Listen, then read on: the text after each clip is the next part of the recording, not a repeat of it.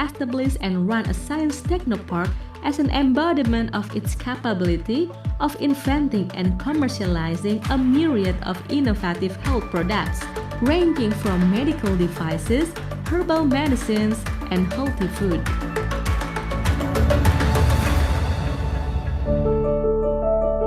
There are now more than 118,000 cases in 114 countries, and 4,291 people have lost their lives. 2020 has been a tough year for anyone, and it is no exception for UGM. Campus activities are abruptly halted, student activities on campus are annulled, and everyone is forced to work, worship, and study from home.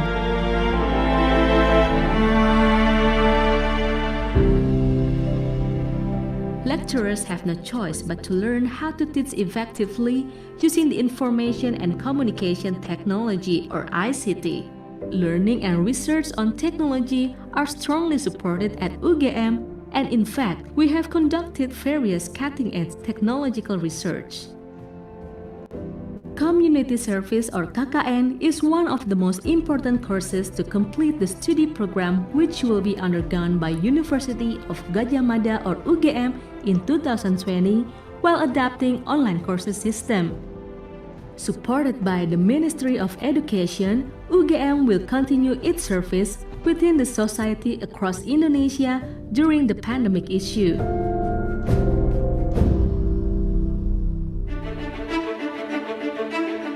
Lecturers and researchers at UGM continue carrying out basic and applied research in many realms.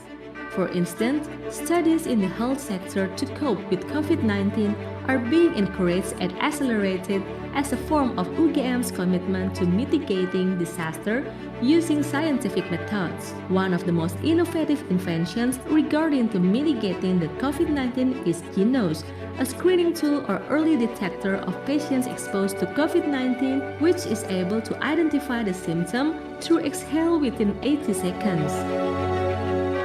GeneNOS is highly reliable. It has a number of advantages as a COVID-19 fast detection tool. Its sensor is able to detect more than thousands of patients in the long term, while providing relatively fast results, non-invasive and affordable. In addition, its usage also applies non-rebreathing mask and disposable HEPA filter.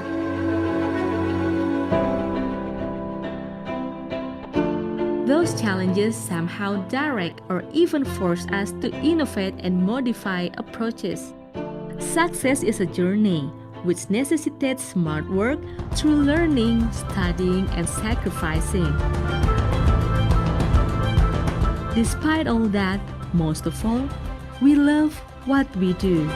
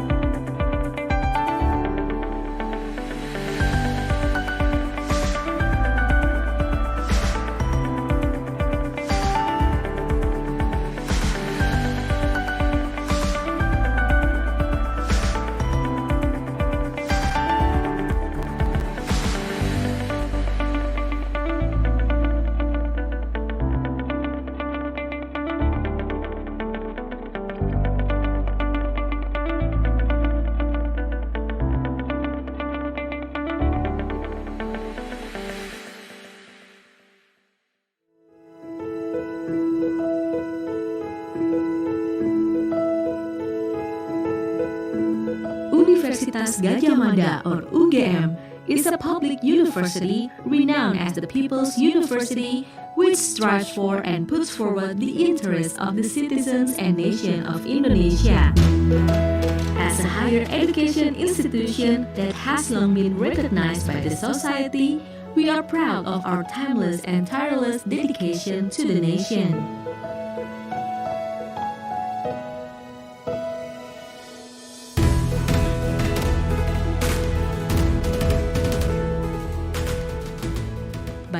motivating, implementing, and leveraging education, research, and community services, which constitute the salient objectives of Indonesian higher education, or Tridharma, we remain committed to incessantly promoting the values of Pancasila.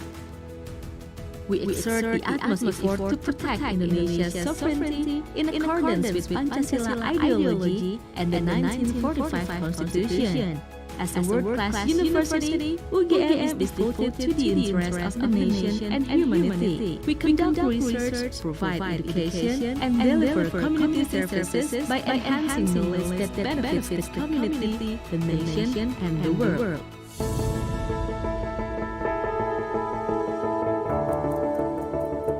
We have been learning from one another and get stronger together since we believe that knowledge is not useful unless it is shared with others. The learning process will never cease developing.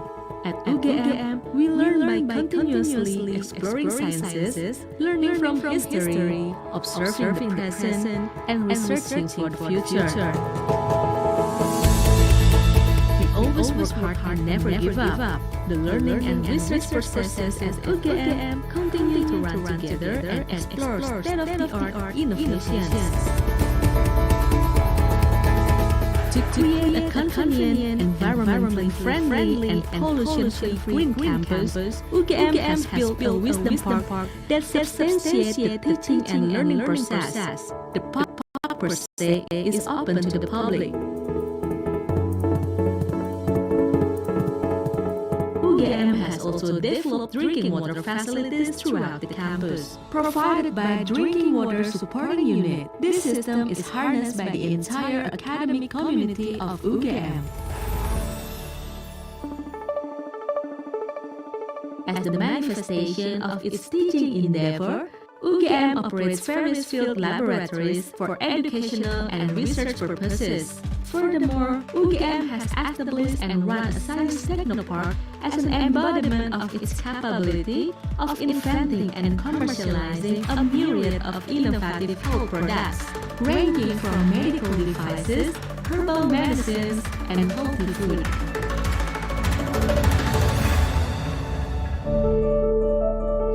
There are now more than 118,000 cases in 140.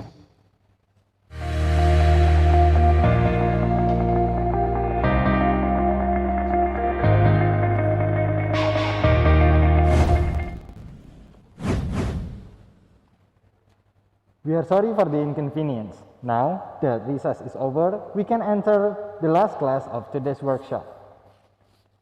The topic is scientific writing and will be discussed by our last speaker, Professor Ashok Pandey. We would like to remind all participants to mute their mic during the plenary lecture, unless permitted by our crew, and we hope that you listen to the whole lecture eagerly. During the lecture, participants can ask questions to the speaker by sending the question using the Zoom chat feature, or gently raise your hand. Participants with their questions selected will be able to ask directly to the speaker during the Q&A session. I would like to welcome Mrs. Lisinda Marbelia, PhD, as the moderator, who will guide the course of our last class today. Before moving to the lecture, I would like to present a brief profile of our moderator today. Mrs. Lisendra Marbelia, PhD, research interests include membrane technology, bioprocess engineering, and wastewater treatment technology.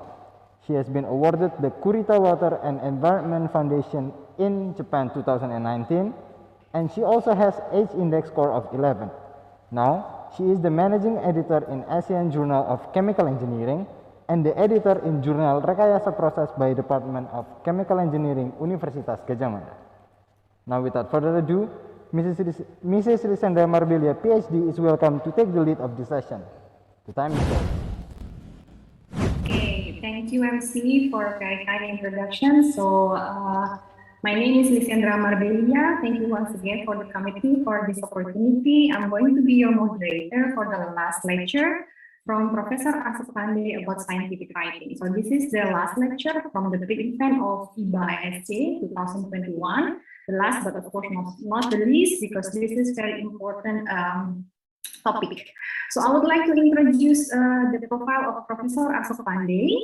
Professor Ashok Pandey is currently Distinguished Scientist at the Center for Innovation and Translational Research, CSIR, Indian Institute of Toxicology Research. He is also Executive Director at the Center for Energy and Environment Sustainability in India. Formerly, he was eminent scientist at the Center of Innovative Applied Bioprocessing in Mohali's Chief Scientist, Head of Biotechnology Division, Center of Biofuels, also at CSIR. Professor Ashok Pandey research mainly in the major of industrial and environment biotechnology, energy biosciences, focusing on biomass, biofuels, and chemicals waste, and also industry. Professor Ashok Pandey is visiting professor for several universities in France, Brazil, Canada, and most importantly, he has 1,500 publications, communication, which includes 16 patents, more than 100 books, papers, book chapters, with H index of 110. And the citation is more than 53,000 from Google Scholar. So this is very good profile of Professor Ashok Pandey. Professor Ashok Pandey is a recipient of many national and international awards and honors. Also 1% top scientist in the world. And also he is a founder president of Biotech Research Society in India. And currently he is also editor-in-chief of Bioresource Technology, honorary executive advisor of Journal of Energy, Environment, Sustainability, in many other journals. So with his very good profile, the lecture from Professor Ashok Pandey today will be on scientific writing, and this will enlighten the participants, whether it's student or researcher. Professor Ashok Pandey, are you there already? Can you hear my voice well? Yes, please. Okay, thank you, Professor Ashok Pandey. How are you? I'm very good, thank you. Okay, so without further ado, I would like to give the floors for your lecture. It will be around 50 minutes, and after that, we will have 20 minutes of question and answer, Professor Pandey. All right. So,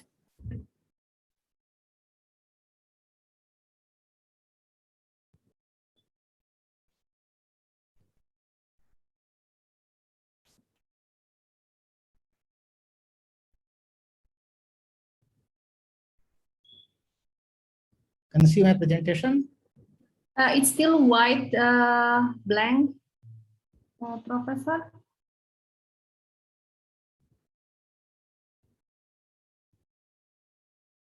Probably next or still okay. It's now how to write a scientific manuscript. Yeah. Okay. Yeah. Thank you very much, Lisandra, and hello everyone. So this afternoon now I'm going to talk to you about scientific writing and its publication. Many of the contents which I am going to cover now are not something very new, but then scientific writing is more like a systematic writing, and much before that, the contents, how they should be covered and what should be covered, all that I am going to share with you. The perspective is how to publish in a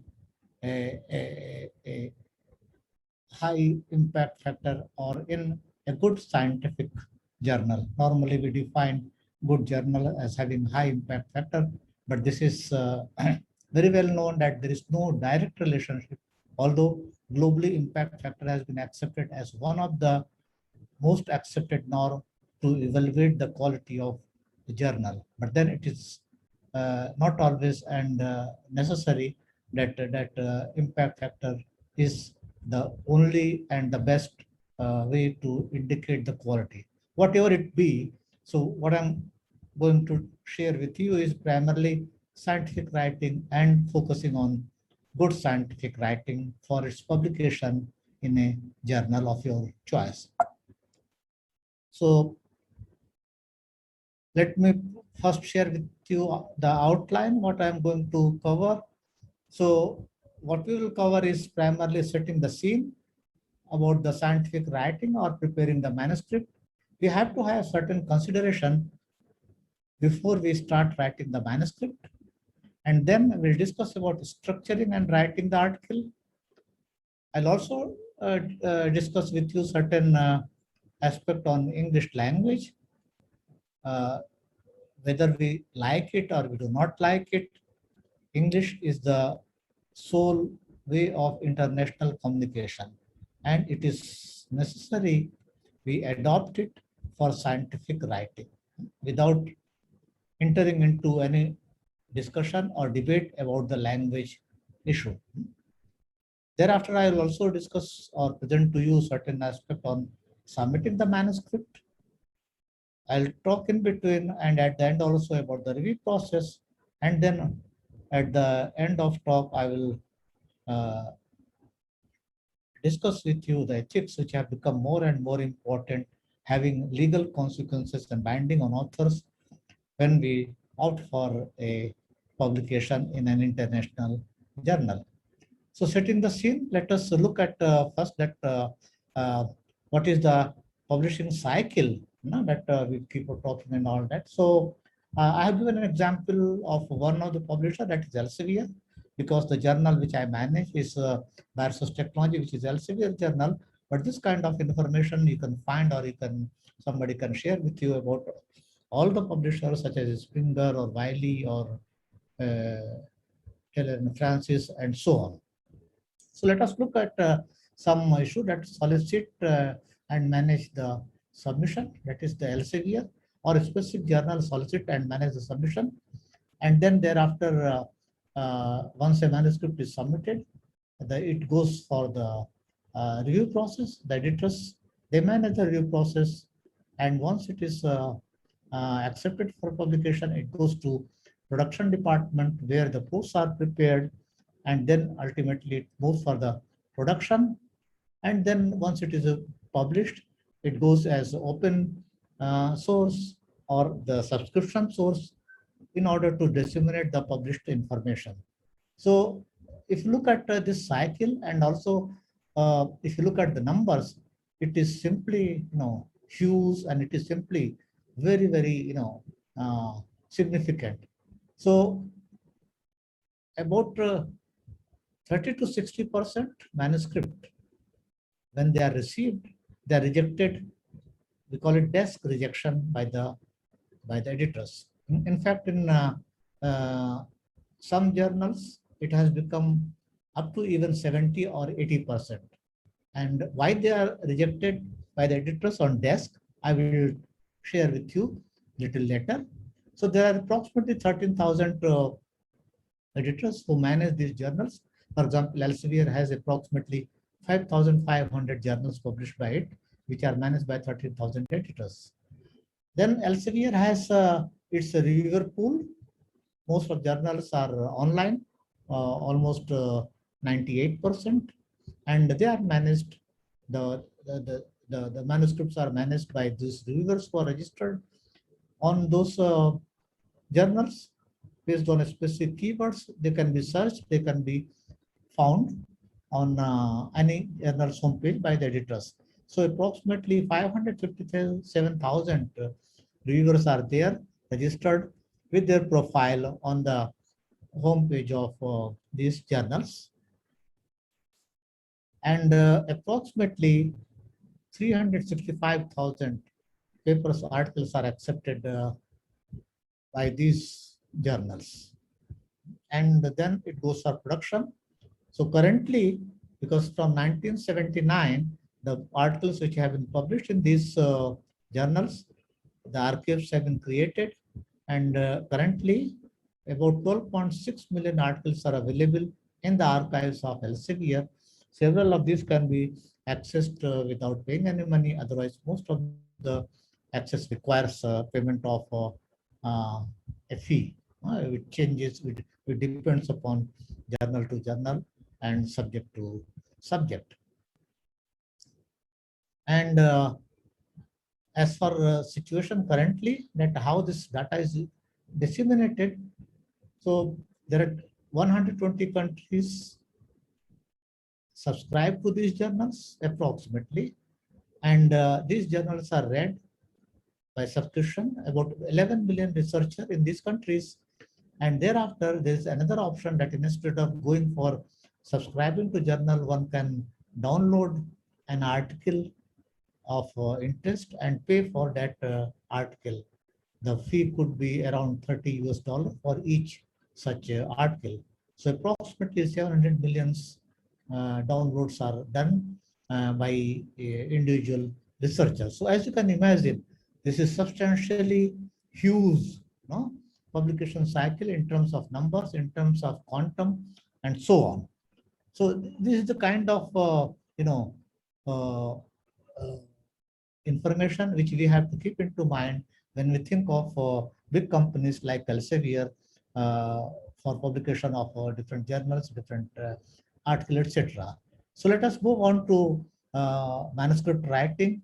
We have to have certain consideration, and as a researcher, it is the primary responsibility of the individual researcher, directly himself or herself, or in consultation with the colleagues, with the seniors, or with the mentors, supervisors, if it is a PhD student, etc., that we need to have certain consideration before we think of a manuscript and its submission to a journal.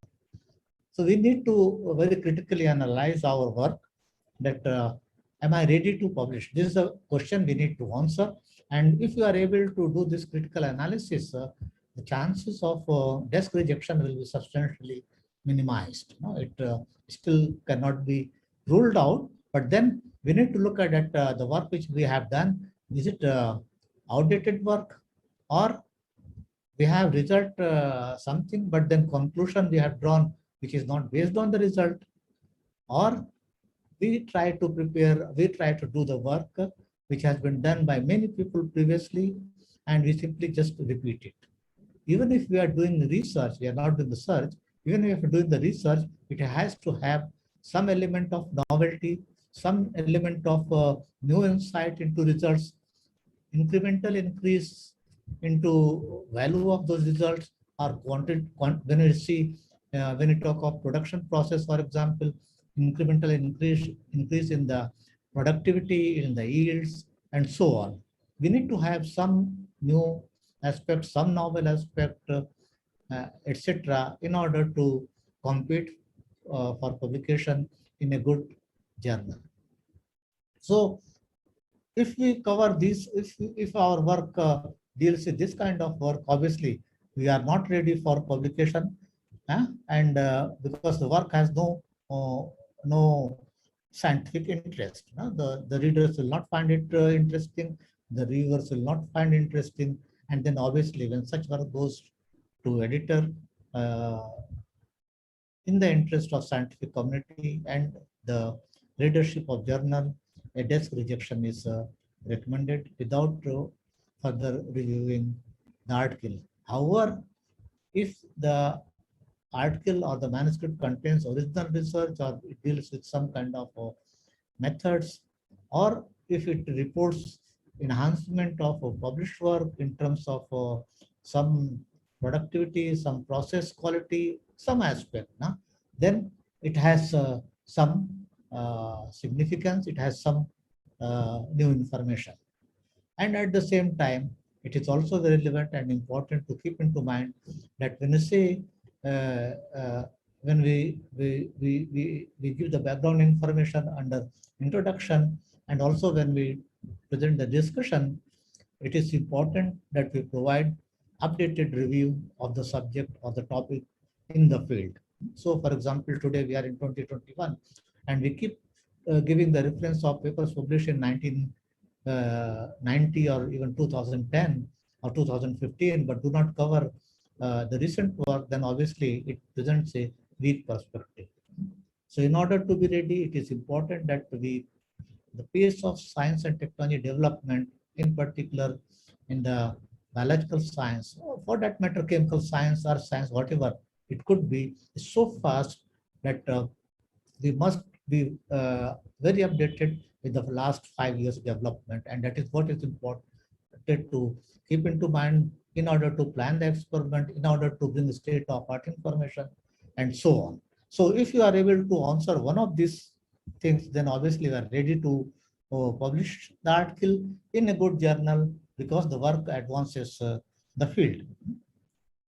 So what makes a strong manuscript? That is, the answer is very simple, and it gives a very clear and useful message. It presents the text in a logical manner and with connectivity, and readers grasp the research. So to sum up, editors, reviewers, and readers all want to receive well-presented manuscript that fit within the aims and scope of their journal. So this also is very important. In fact, there is no specific data available for different journals on a common platform, but anything between 10 to 20% manuscript gets rejected, for example, from bioresource technology, because they are not in the scope of journal. So this also is very important. Not necessary that a journal is good, is popular in your region, or deals or has a high impact factor. So you should aim to publish your work in that journal. What is important to understand aim and scope, and then most of the journals, in fact, have well-defined, themes as subject classification on their website. So it is utmost important that we refer to those details and thereafter only look for a specific journal or choose a specific journal for submission of our work. So what article type should I choose? This is a question also, although not very important, but then it also has some relevance. So most of the journals, for example, Bioresource Technology publishes full length articles, that is original research article, and then short communication, and then review papers. So the difference is simple, that if there is a complete aspect of work, then it could be considered as a full-length article where all the aims of the work have been clearly defined and obtained. And based on that, a clear conclusion has been drawn. However, sometimes we start the work and suddenly we realize that we have something very thrilling or some very exciting result. So even if the entire aspect of the hypothesis has not been proven, in view of its excitement, or in view of its thrilling nature, the result what we get, what we have obtained, it could be made as a short communication and try to publish because of the importance of the result. So normally these are not significantly high in terms of quantity of result, but the quality of results are considered as the main theme or most important aspect for short communication. The next category is review papers. So review should present recent developments on a specific topic, and normally it is by invitation from the editor of the journal. So review article should present the state of art information. It should identify the gaps in knowledge, and thereafter it should also present future research direction. Now, when we think of this aspect, obviously a beginner who starts a research on a new topic, or for example, a PhD student who enrolls for a PhD degree in any university or institute, should not think of writing a review article, because he or she would not be able to cover any of those aspects, that is state of art information, the critical analysis of knowledge, and identify the gaps in knowledge. This can be done only by the people who have been working in the field for 2, 4, 6 or more years and have published original research papers, because this enables them to look for the state of art information on the topic, as I mentioned earlier, the latest development, and then analyze them, because that is how it gets well proven. If you have been able to publish a few papers published in SCI journal, not in bogus journal, not in paid journals, but in standard SCI journal, then it shows the credential of the capacity of the author. So this is the case with most of the journals, that that is why the editor would want get a pre-proposal from the authors and get it evaluated, which includes a kind of an extended abstract, then the outline of the article, and thereafter the uh, the credential of authors shown by details of SCI journal research paper published on the review topic. So precisely as I mentioned, that it becomes imperative that a beginner who starts working on a topic should not think of writing a review article. Remember, it is not the compilation of the published paper. Bibliographic compilation is a different thing, which is done normally in a PhD thesis. That is altogether very different, and we get confused bibliographic compilation with a review article. Then comes the question, how do I choose the right journals? So as I mentioned that normally this should be discussed with the colleagues, with the supervisor, with the seniors, and in any case, the ideal condition is that even after discussion, if you fix or you think of one or two or three journals, go and look its aims and scope, and then look at what kind of articles are published into this one. And also then some people may have the concern, we keep getting the some authors question at what kind of review process you apply, how much time it will take, and so on. And then lastly, but very important, not the least important, subscription versus open access. Open access journal means you have to pay article processing charges, APC, which could be anything between 2,000 to 4,000 US dollar for a standard SCI journal. There are a lot more than 200-300 bogus journal which have surfaced in last 10 years, mushroomed in different parts of the world, but more so in Asian countries, having very interesting and very fascinating name, International Journal of Bioprocess Engineering, International Journal of Biomolecular Chemistry, and so on. And these are all bogus journal. And sometimes, in order to simply get published, the researcher get attracted towards these journals. They publish overnight or in 1 week's time by simply charging anything around $10, $20, or $50, something like that. So, however, these are negative credential in a career of any good researcher. This you have to keep in mind. So as far as the review process, let me also share with you here. There are three kinds of reviews. One is a single blind, other one is a double blind, and next one is a open review process. Almost 90% journals in the world, they go for single blind review. That means the reviewer would know that who are the authors, but authors would not know who are the reviewers.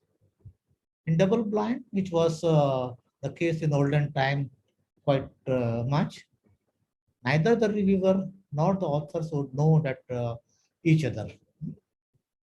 When the manuscript is sent to reviewer, in double blind, the editors or the editorial office will remove the names and affiliations of authors from the manuscript. But then this is, although it is being followed by some journals, but then perhaps just handful. And the next one is open review process, in which everybody knows everyone, and this is an open forum where anybody can give a kind of comment. Large number of people are invited, and their comment, each other's comment also can be seen. For example, if I review a manuscript, anybody can see that Ashok Pandey has reviewed this manuscript and what are its comments. Author can see, other reviewers can see, and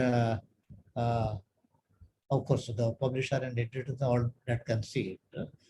So the most accepted norm is a single blind review. Then is the speed of publication for more and more authors. This is one of the very critical aspects.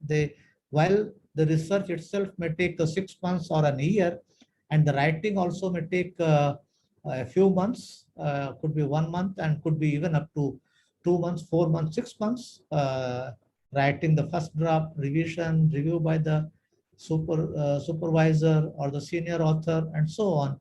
But once it is ready, every author becomes in a huge hurry to publish it quickly, and there the speed of publication adopts a very significant role for authors. So in a global survey, it has been found that the speed of publication is one of the foremost consideration by majority of the authors. So in this connection, that how to choose a journal, there is a question that are there tools available to help me find the right journal?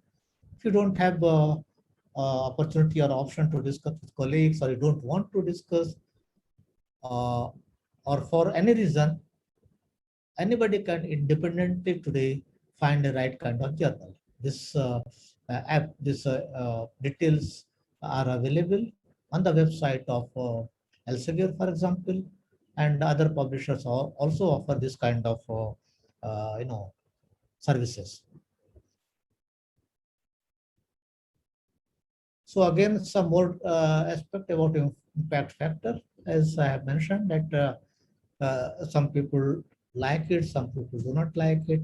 If I publish a journal, a paper in a high impact factor journal, I will keep telling others that it is the most important aspect. If I am not able to publish my paper in a high impact factor journal, I would always criticize impact factor and so on. So it has become a positive as well as a negative aspect to quantify the quality of a journal. But again, as I said, that whether we like it or do not like it, somehow the impact factor is today in the central stage to evaluate the quality of a journal, and there is a blind run to publish in as high as possible impact factor journal. Let me tell you that the impact factor was invented by a scientist, Amin. And after its invention, I think around 20 years later, Amin himself wrote an article which was published in Current Contents, impact factor use or abuse. Amin did not make a clear,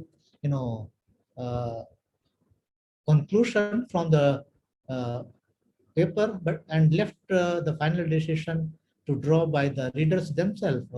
But it was very obvious that impact factor is being used till the writing of that article more as a misuse, not as a use.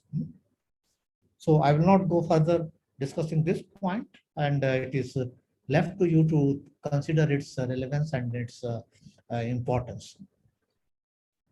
Then comes the important point which we have to keep into mind. Do I need to bother with a guide for authors? Yes.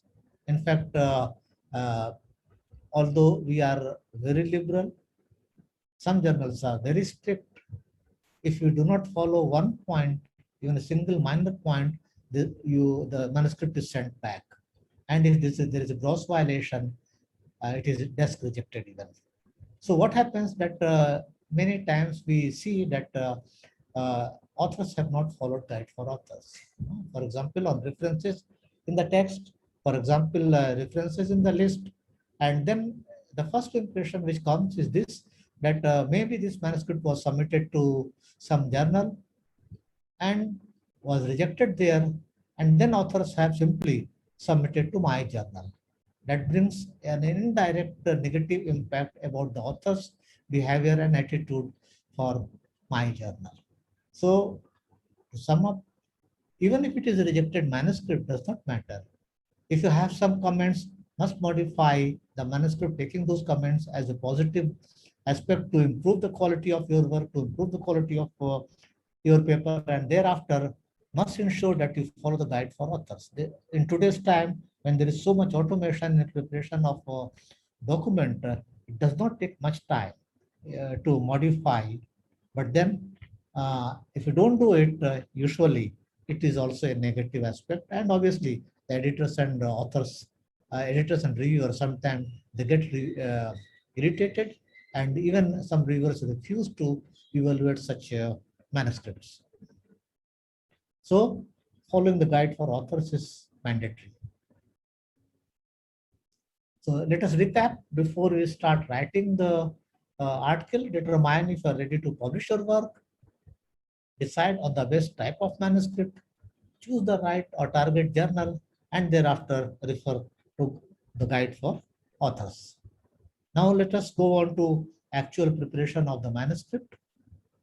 So general structure of any research article will have a title, an abstract, and the keywords, and then introduction, methods, results, and discussion, conclusion, and then acknowledgement and references. If there are supporting material, many journals have started to publish not so relevant tables and graphs as electronic supplement. So each of these point has a great relevance, and I will quickly develop on this aspect for you. What tips do I have for title? It should attract readers' attention, should be concise. Many journals, in fact, give a suggestive guideline. For example, Bioresource Technology says it should not have more than 20 words. Should be specific and informative, and then it should indicate the main issue. For example, if there is a preparation of biochar using hydrothermal processing, and then there is a issue application related with environmental application of that biochar, let us say for removal of dye from the wastewater.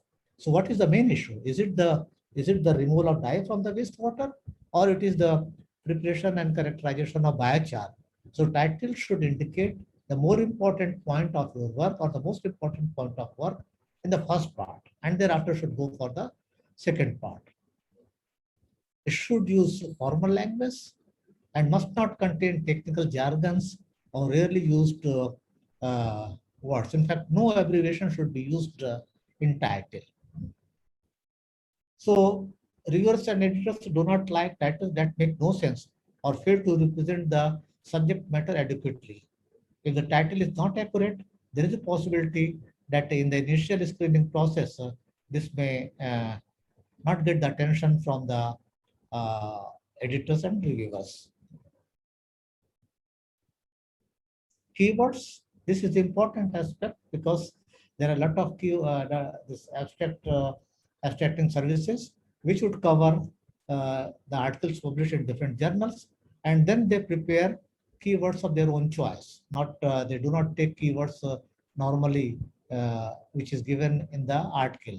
So there is a common nature that people normally will take the keywords from their main title, 3 keywords or sometimes 4 keywords, and that's it.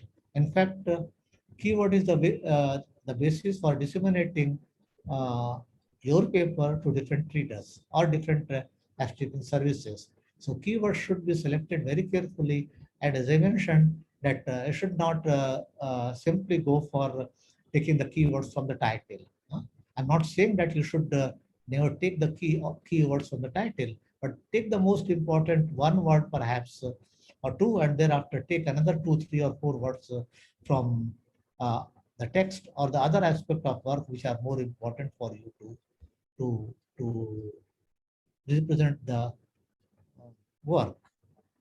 Also, as I mentioned, that try to avoid abbreviations.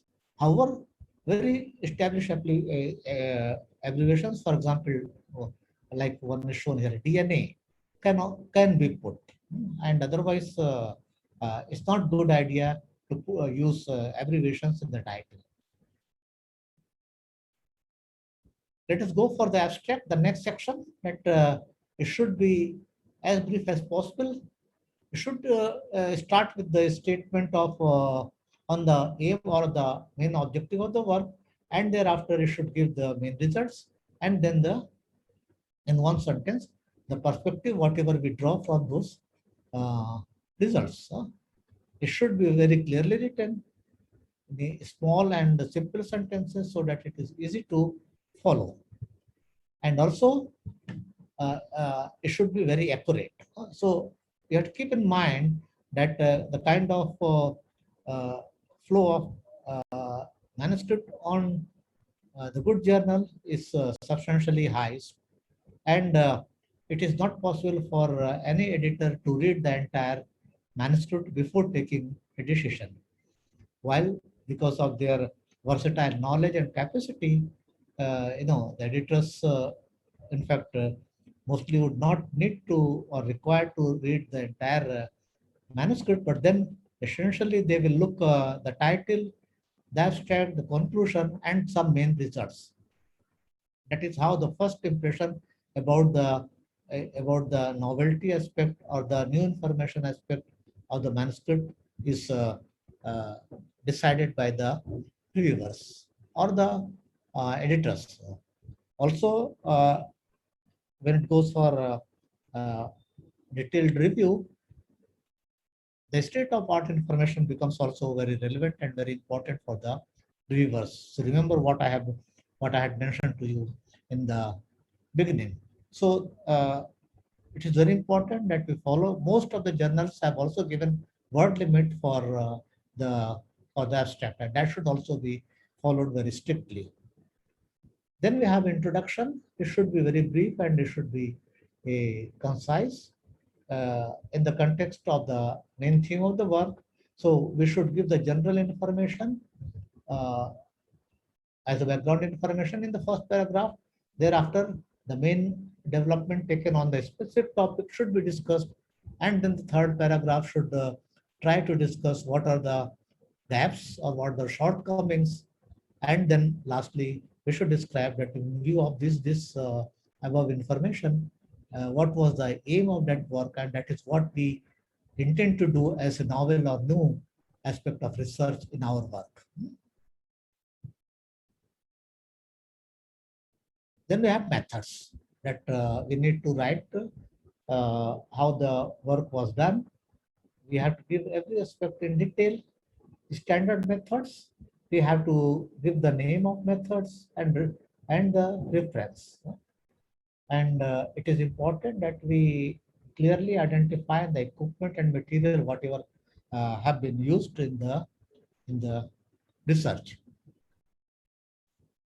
And what we also have for results, it should be very focused and should contain only data, that is tables and figures of primary importance. That other things either we can describe in text, simple results, or we can give two descriptive results, crowded tables, etc., as supplementary data. So this is again important that it is never necessary that all the results, whatever we have obtained in a specific work, should be discussed and should be presented. That point should be very clear. Then the results should be put in different sections and subsections, and this heading should be very clear. Normally, one-worded headings are not considered good when we start describing those results. Again, they should be clear and easy to understand, and main findings should be highlighted. It should not happen that in our desire to describe several results, we do not highlight the main result. And if there is something very unexpected, that should be the feature of your article. Statistical analysis, if it is if the article is containing some data, some quantifiable results, then there is statistical analysis is very important, because often we have seen that people do not do this and simply claim that the results are highly significant or the findings are very promising and so on. These promising findings should be proved by statistical analysis. This is important to keep into mind. Then figures that, as you know, that several journals give the option of publishing in color. Of course, they charge for that. But then if we choose to publish in color, keep in mind that if it is printed or if it is uh, in print version, if it is a black and white, the graph should be very clear. While in color, any color can be used and any symbol can be used. But in print, it should also be very distinguishable, that you have to keep into mind. And that is how we need to set these details. Regarding photos, that scale marker is of great relevance today, and do not manipulate the image to enhance the result. Keep in mind that today we have sites like PubPeer, which keep looking figures, spectral data, SEM data, TEM data, and so on from practically all the papers published anywhere in the world, and then they easily can detect if these have been manipulated. And then if they find so, they post it on the website of the journal, or website, their website, that is PubPeer, and then the consequence could be very severe. So much so that there could be termination of the job. There could be even jail, depends upon the regulations and rules of different countries. So what tips do I have for tables? So there are certain ways that too many crowded data should not be given in text. They should be represented in table. At the same time, this kind of table is the one you look here, effect of aeration growth of spermiosis species. So there are 4 parameters, 2 sets of experiment. But you see, if you look at these results, you can simply say that just in one sentence, you can describe these results. So this kind of result should not be put into table, they can be described into text. At the same time, if you look at the left box, now it is too crowded with the data, and this kind of data should be put either in table or in figure. Then discussion is very important, and in fact, almost 60% of the manuscript which we receive, even if we were recommend to publish it after major or minor revision, this is one of the common point that results have not been properly discussed, or there is a lack of recent paper to compare the finding of the authors. So this is the most important section of the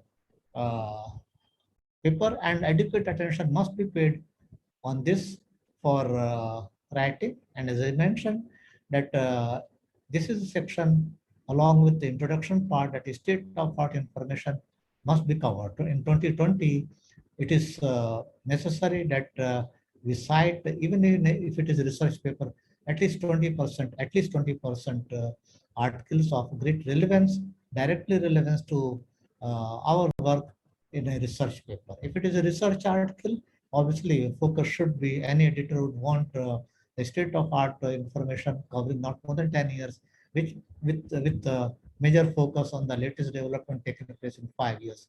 That means around 50%, I would say, for example, in bioresource technology, we want that at least 50% differential should be of last 5 years, 90% should be of last 10 years, and 10% we leave for the basic research or the basic development of the topic. It could be 1970, 1980, or 1990, or whatever it could be. So this is also important section, and you have to keep into mind that every time it is never necessary that your finding or the finding what we get in our work should match with the previous reported work. In fact, so often we keep hearing, I have this experience in more than 20 countries where I have been visiting as visiting professor or desk professor or whatever, that the young researcher keeps saying, oh, I didn't get the result. So I ask, what result you are expecting? Why you have a preset of mind that I will get this result? What is important that whatever result we get, we should be able to analyze. And negative results at times are in fact much more relevant and important. In fact, discoveries have been made this way only, that when we got the negative results, and if you are able to analyze them properly and find the reason for such a result, that in fact at most of the time becomes a new invention or even a discovery. So discussion part is very important. Analysis of negative results is of most critical aspect, and in fact this is where the analytical skill of and the interpretation skill of researcher comes out. So conclusion, there are very clear defined aspect about this. Conclusion by definition should include only the inferences drawn from the results. In fact, there is a fundamental difference between abstract, conclusion, and summary. Usually, as a standard thumb protocol, an abstract should state the aim of work. In some school of thought, it also says that in one sentence, we should give the background information and then should state the aim of work. Thereafter, give the main results, and then what is the perspective of that work. That is how an abstract is written. Conclusion is invariably, it should state the inferences drawn from the result, and it should be very precise. It should not have many words. And based on those conclusions, a future perspective can be given in the last sentence. No result should be normally given in conclusion. At the same time, summary is summary represent the aim of the work, first the background, then the aim of work, then the main methods, then the main results, and thereafter the conclusion and the perspective. So it is much more elaborated, and it covers every aspect, whatever we have written into an article. So these three are the three different things, and we should understand what we are writing or what is the requirement of a journal. So who should do acknowledge? In fact, many people take this as a very light reception, and but then now it has acquired a ethical aspect and legal aspect, in particularly for financial support, funding sources, etc., and also other aspects which are mentioned here.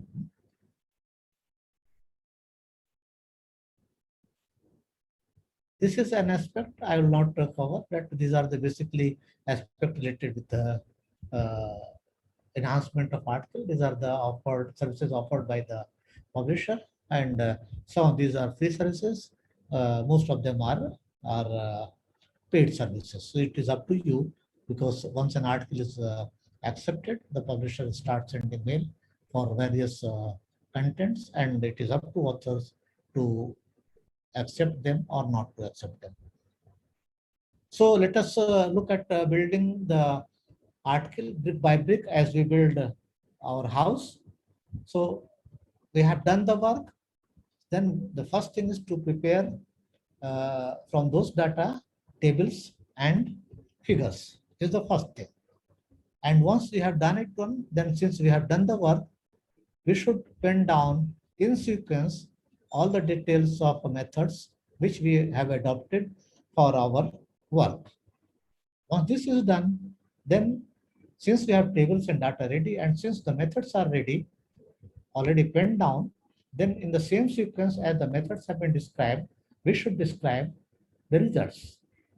And then we should discuss them. It's quite relevant that the results and discussion should be combined together, but then it differs from journal to journal. There is an advantage when we combine them, that we put the result and then we discuss it. When they are separate, there is quite a lot of repetition, because in the result we write result, and then when we go for discussion, again we write the same result. But then it depends upon journal to journal. But then results and discussion should be in the same sequence as we have put the methods. So once we have completed this one, Then we write the conclusion, whatever we draw from those results, right? And then we start writing introduction, because then we are very clear in our mind the work which we have done, and then why we had taken the work, what was the gap in that work, and which we have addressed, and so on. So we start giving the general introduction about the topic, specific aspect of work which we have undertaken, and then what is the relevance of that work, and why we have taken. We write that in introduction.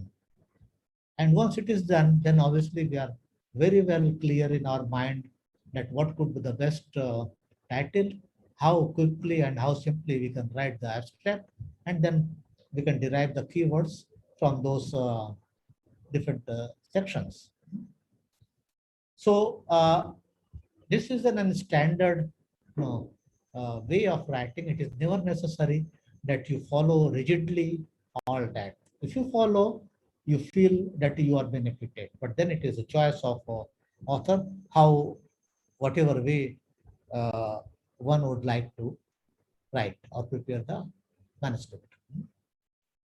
English language is very important, as I mentioned earlier also.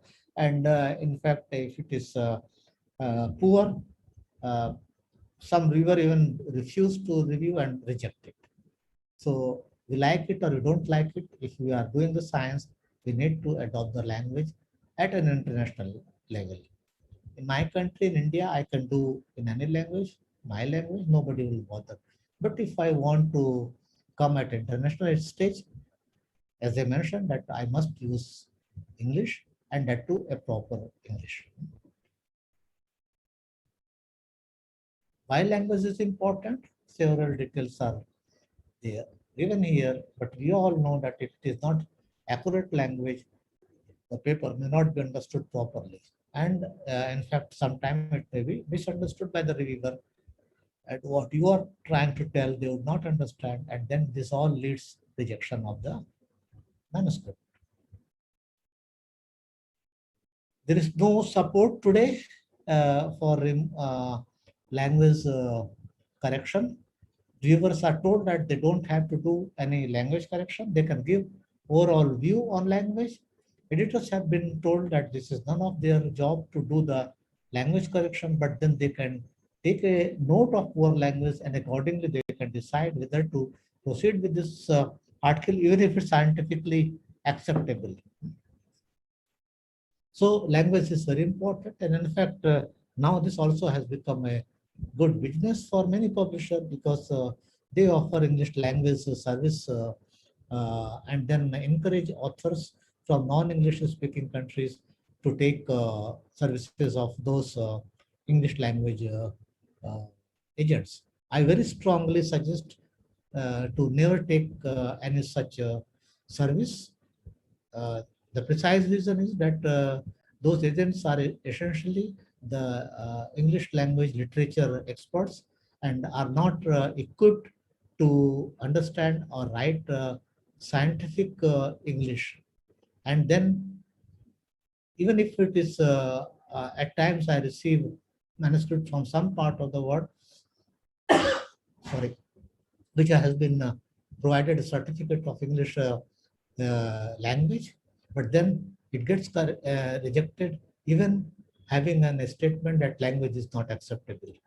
So the best thing is read as much as you can do and try to improve or try to write in your own language.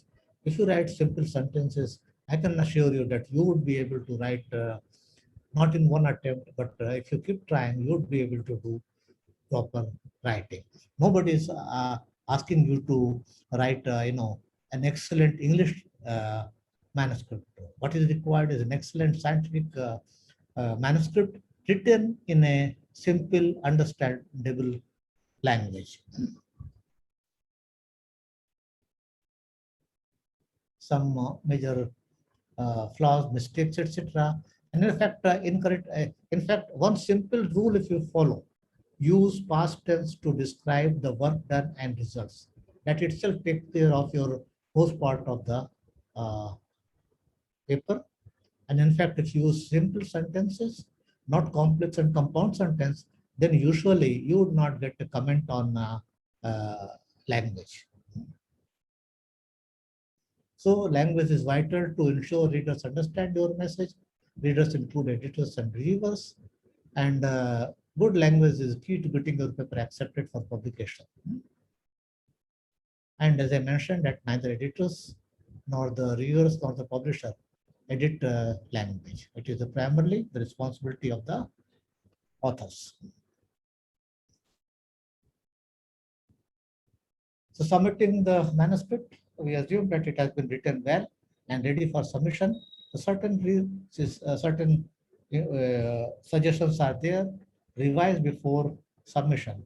In fact, there is, as I mentioned, that once work is done, there is a tendency to quickly write and submit as soon as possible. In fact, many times we find that senior author even has not looked at the manuscript, and then it becomes, regret for him or her that why did not spend a few minutes, even a few minutes, to improve the language or other aspect of the other details of the manuscript. So submitting to publishing one paper in multiple journals is unethical. In fact, it's illegal as well. And because these things are today online submission system, it is very easy for the artificial intelligence system to identify the multiple submission or the rejection of the old manuscript. And so we should try to not submit it to more than one journal, and unless it is rejected or you withdraw it for some or other reason. Covering letter is very important. In fact, it is mandatory, but several statements are given by the authors. In fact, again, majority of the paper which get rejected on desk are not including this kind of statement. So even if online submission system simply very clearly keeps asking, have you done this? Have you done this? Have you checked this? Have you done this? Everyone keeps giving yes, yes, yes, yes, and in fact they have not done. And then it gets rejected. So this is an important aspect where the mandatory statement should be given, and novelty should be given, and proper worded details should be provided. Conflict of interest, this has become very, very critical, and it has acquired again legal aspect. This must be disclosed, and direct financial aspect, indirect financial aspect, and then other issues and institutional issues, etc. In fact, conflict of interest declaration is automated built once you submit a manuscript, because there is a small box which says that I accept terms and conditions. It includes that there are no conflicts, and if we hide it, we are ready to bear the legal consequences onto that one. So please do not take these things simply, and must make it very clear about the conflict of interest. Okay, I'm sorry, Professor Pandey. Yeah. I think we still have few minutes left. I don't know if you still have a lot of slides. No, we are just going to okay. a couple of Great. slides. I'll finish on time, whatever is there. So the submitting your paper, check again and again. It is very important before submitting. Submit to only one journal, should a proper worded covering letter, and disclose any conflict of interest. The review, I have already explained to you, so I'm not going to again tell you that how it works. It is a single blind review, double blind review, and open review. And then addressing reviewer and editor feedstock, considering that the manuscript has passed the editor desk for review and the reviewers have given the feedback. Now it is important that we take those comments in a positive aspect and do not start questioning the capability of reviewer. Please keep in mind that no editor will like or is the review process is all honorary, and we respect the wisdom of reviewer. So editors are not prepared to take your comment on capability of reviewers. You may scientifically differ, and then you can give your different aspect or rebuttal, what we call, but then not that you question the capability of a reviewer. All right. So every point should be very clearly addressed. Whether you agree, if you agree, make the changes. If you disagree, explain well why you disagree.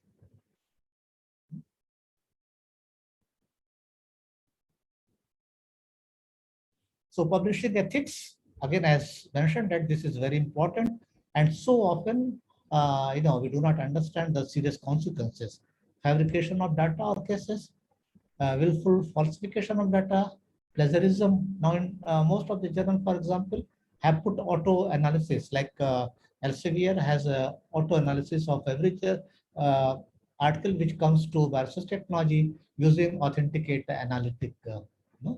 And then it shows that how much is the plagiarized text, 10, 20, 30, 40%, and based on that, editors take the decision. Then ethical approvals are very important. It depends upon whether such a work was required and all that. And then again, important is questionable research practices on authorship, etc. That sometimes we do not include a person who has contributed much, but because of local conditions, the senior author does not like one member of the team, so removes his or her name from the team. At the same time, a person has not contributed, but the senior author want to give authorship to that person. So these are questionable research practice and should not be conducted. Fabrication of data or cases is very critical, and in fact, there are cases we know that in 10 or 20 years later, these have been found out, and depending upon the institutional rule or country rule, the job can be terminated, and in fact, the person can be put. People may lose their financial security as pension, or even can be put into jail and so on. So these are very serious issues, and one must not knowingly or unknowingly fall into this one. Remember, unknowingly falling into these also has no legal protection. So it is a responsibility of all authors, every author, and much so of senior author, to make sure that none of these things are there when we submit a manuscript or when we set a project report. So plagiarism is there defined and all that, and what it contains, that is all shown here. In fact, it covers in lectures. For example, you cannot use any slide from my lecture without my permission. And if you do so, anybody does so, is a plagiarism, and there could be legal action. So this also I have already discussed about the ghost authorship or the gift authorship, that we should not do it. And publishing ethics, that never be tempted, because the consequences are very severe. So with this, I come to, so this is the last slide. I have already mentioned that how can I get my research more disseminated to the people. A lot of tools are available on the website, which you can use your own, or you can through the publisher, and then make it more public. So with this, I conclude my presentation, and would like to take up any question or comment if you have. Thank you. Okay, thank you, Professor Pandi. Very inspiring, enlightening lectures, tips, and tricks also for students. I think it's not only for papers, but also like report or whatever they have to keep in mind how to write a good scientific writing, Professor Pandey. So one participant here even write, okay, Pandey in Bahasa is means smart, Professor Pandey. So you are very smart, and thank you for that sharing. Okay, so I will go through the chat Zoom. There are already a number of questions, Professor Pandey. There is the first one coming from Pak Rifki.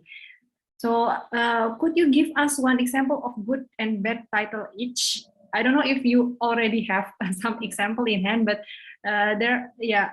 Pak Rifki, probably researchers face this problem to give titles to their manuscript. Do you have examples or more tips on that, Professor Pandey? Say again, what is that, good or bad? What is it? Title, manuscript title. Manuscript title. Yes. Okay. I would say, let us say that effect of biochar on removal of dye from industrial wastewater. Now, this is a title which is very general and nobody can make out what is exactly.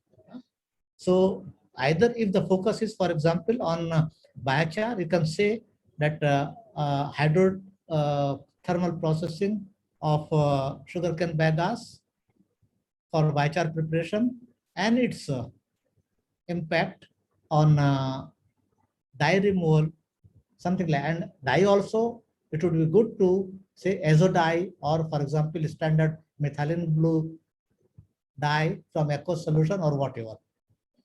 So title should be more specific and again should highlight the most important aspect what we have in our research. Okay, thank you, Professor Pandey. I don't know if Pak Rifki is here. Pak Rifki, the answer is okay. Okay, so I'm going to go to the second question, Professor Pandey. Is there any maximum limit of keywords? Is there any? Keywords for a paper. Keywords. Keywords are very important, as again said to you. So let us take again effect of hydrothermal treatment on preparation of biochar for dye removal from industrial wastewater. Okay. Now into this one, you can specifically mention either biochar or hydrothermal treatment or a specific dye, but at the same time, certain aspect of biochar preparation, for example, if you have used a different gaseous environment, if you have used some catalyst to modify its surface morphology, then those kind of keywords should be included by you, because general keyword will be taken by other abstracting services from your title itself. Okay, I'm sorry for technical. Okay, so okay, that's for the keyword, but actually she asked, is there a maximum limit? I guess it depends on the journal, yeah. Normally, it is between 3 to 5. 3 to 5. Normally. Okay, normally. So 3 to 5, and then the most important keywords from the title, from the abstract. Okay, I hope it answered your questions, CP. And then the next one is from Anio Novo. Please enlighten more on the method tips. I don't know if Emmanuel, are you here, or if you want to. Methods is simple, as I mentioned to you, that you when you write methods, it starts with the materials. Whatever material we have used, we should very clearly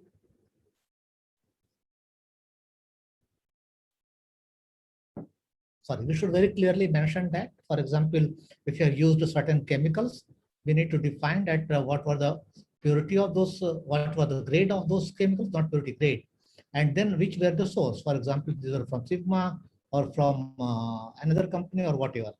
Thereafter, suppose we have used, let us say, any other feedstock, let us say palm oil trunk, then we can say that palm oil trunk were obtained from a local palm oil processing industry in Jakarta or whatever. So this kind of information is necessary to provide under materials. Thereafter, we go into methods. So again, let us take the example of palm oil. So we have taken and dried it. So how the drying was done? It was done at 60-degree temperature for 12 hours, not overnight. It's not a good English and good not scientific way. 12 hours or 14 hours or 24 hours under vacuum or air dryer. And when you say air dryer, then we need to write in the bracket which was the company, which was the model of that air dryer. Okay, then dried material was, for example, milled. Now, when you say it was milled, what kind of mill was used? It was a ball mill or it was a hammer mill.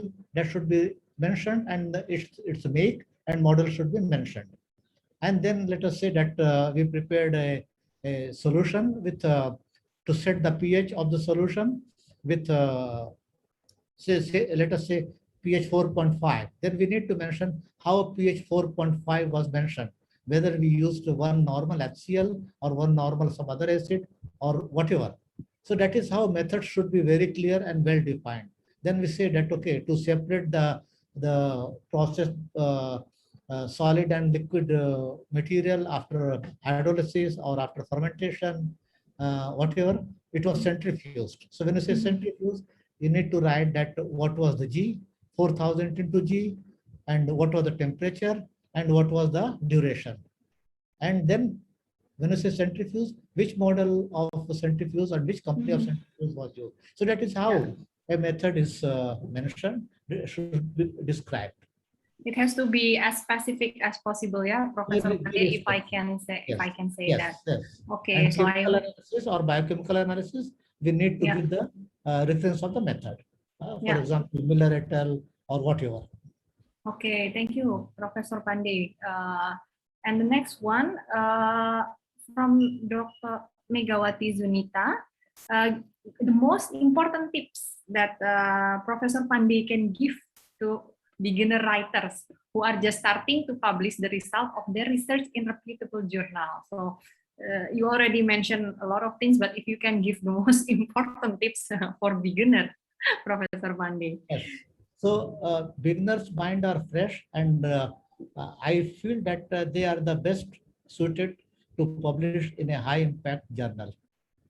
Primary requirement is that how you have conducted your experiment or how you plan to conduct your experiment. That means a good researcher is one, note it down, all the beginners or the one who has asked this question, a minimum of 20% of your time you must spend on reading the new research, what is happening on your area. In fact, most of the researchers do not want to read today. They are more busy, not on same scientific tone, but on little lighter aspect. We like to spend more time on WhatsApp and cell phone and Facebook. We do not want to spend that kind of time, just time on your scientific reading. Yeah. If you read, trust me, I can tell you, if you read just one new article, new research paper, and one review paper, a research paper once in a week, one new, and one review paper once in a month, your research will be shaped up very distinctly, very differently, so well. And once you are able to do good research, obviously, with the papers which you have written and with the kind of data you have, you can directly publish in one of the best journals. Thank you, Professor Pande. I think that's really the most important thing, and also a reminder for all of us, yeah, to keep reading and then updating the knowledge that we have. But we still have few questions, Professor Asto Pande. I hope you don't mind to answer, because this is really very good opportunity. We meet you here in this workshop. Professor Pande, is it possible that in the future all peer review will be conducted by robot in an automatic manner? What do you think? It's a question from Pak Aziz. Say again. Actually, your voice is speaking. Sorry. Do you think in the future peer review can be conducted in robot with robot in automatic manner? Do you think it will be replaced or no? No. We strongly do not believe that, and since I'm involved in a lot of such projects of Elsevier, I know that in near future, that what I can see 50 years, now artificial intelligence will not be used for evaluating the scientific work. Yeah, I also believe the same. So thank you, Professor Pande. I think this is the last question, if I'm not mistaken. Okay, two more or three more. Professor Pande, if we submit a manuscript, and then how can we withdraw a manuscript in case there are a few modifications made on it after submission? So I think he wants to withdraw because he wants to modify something. Is it possible, or is it ethical, or what do you think about this? At any stage of process, you can send a letter to the editor, inform as an ethical conduct. It's a good thing. so that editor should not think bad of the author. So you should inform the reason why you are withdrawing. You can say that you have found some discrepancy in your some of the result and you are reconfirming those results, or you can say that some of the results seem very interesting and you want to patent, or you can say that you have some new result which you would want to add in the same manuscript to make it more impressive, and thereafter editor will allow you to withdraw. You can withdraw yourself as such without any, but then these are the good thing. So because as I say that it is always, this all is a honorary respectful job. So it's always good to follow the the ethics of honoring the people. Yeah, thank you, Professor So I think you Pandey. can withdraw it anytime.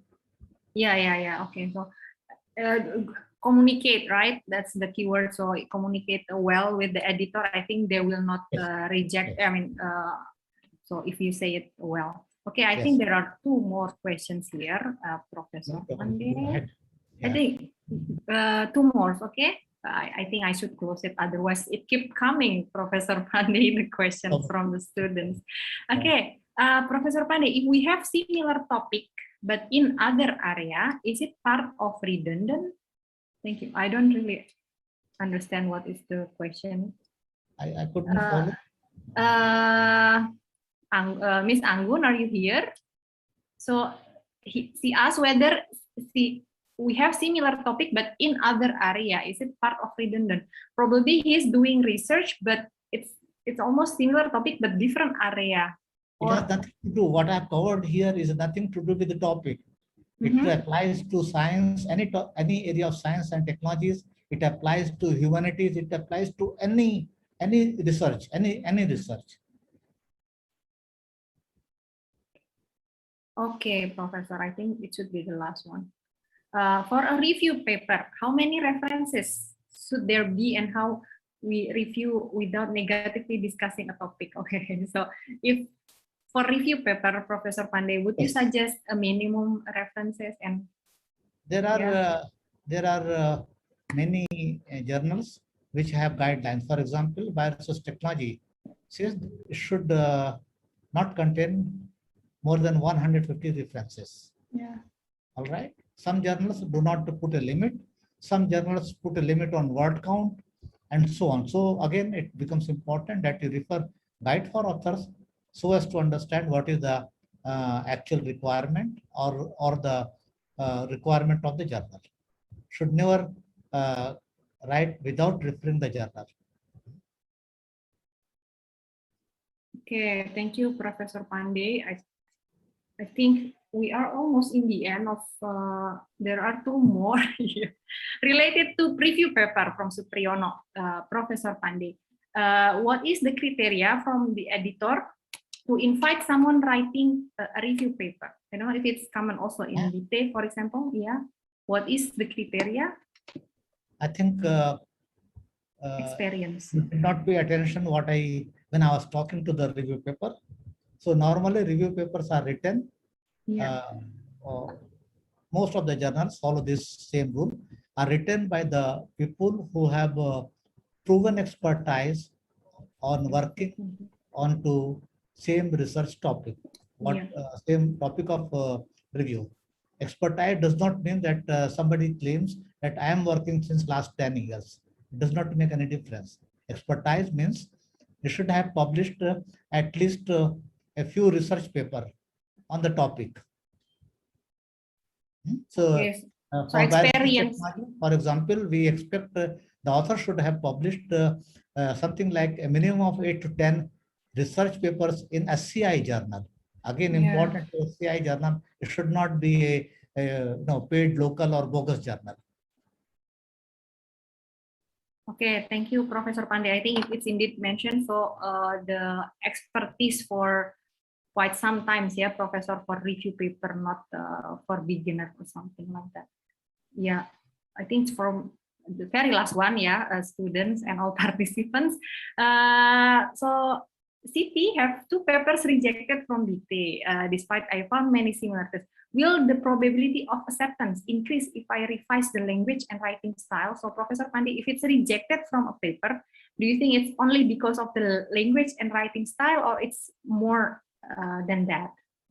It depends upon, as I mentioned, that the desk rejection could be, or even the rejection by the reviewers is primarily on the scientific basis.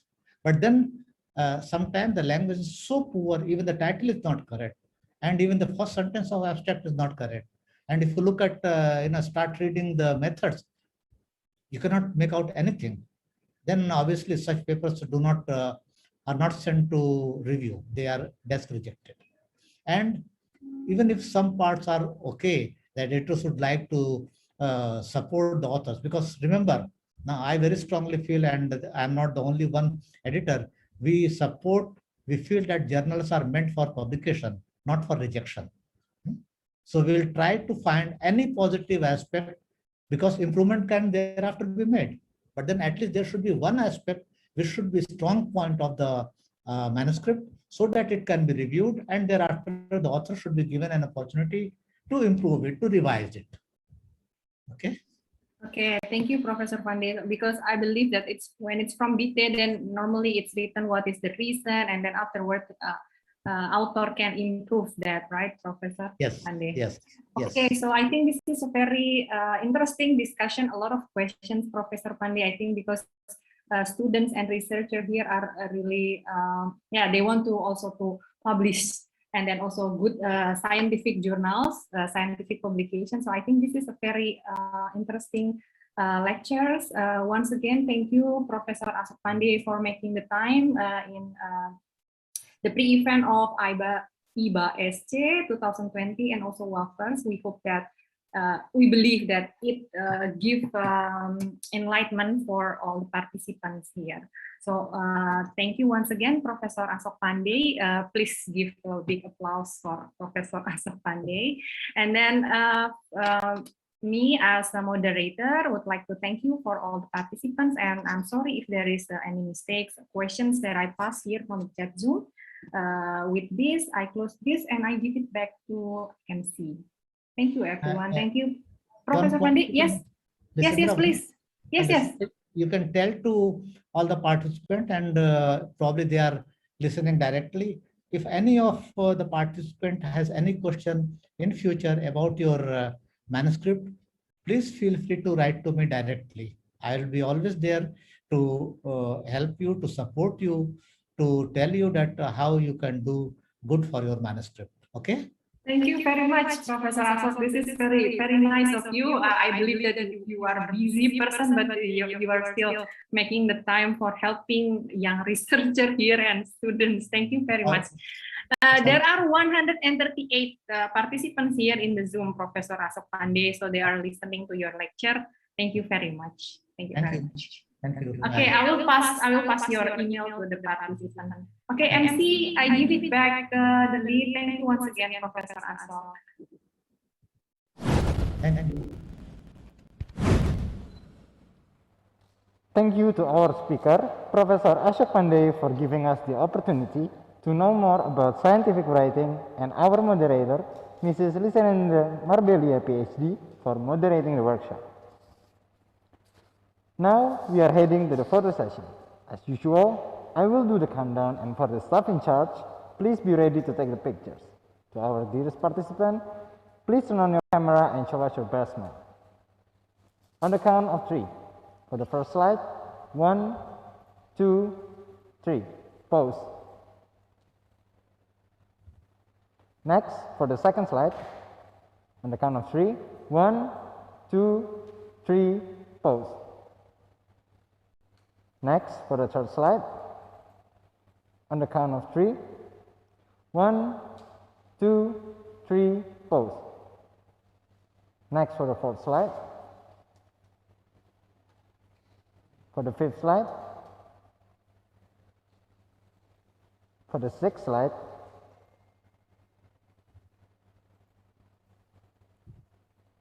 And last, for the last slide. I feel like that's enough for the photo session. Now, we have reached the end of today's event. I would like to say thanks to all ladies and gentlemen who have spent their precious time with us. I hope that the knowledge we gained from the amazing speakers will be useful for us.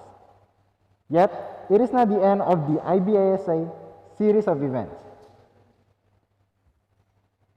Participants are required to attend and fill out the attendance list in every session in order to be processed for e-certificate.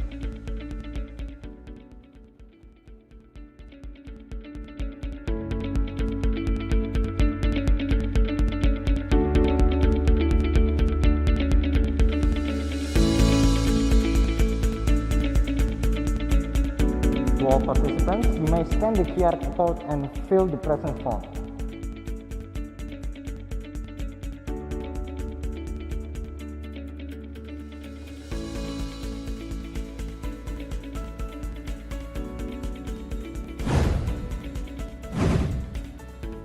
There will be plenary lectures with professional speakers and parallel session for presenters on day 2 and day 3 of IBISC 2021.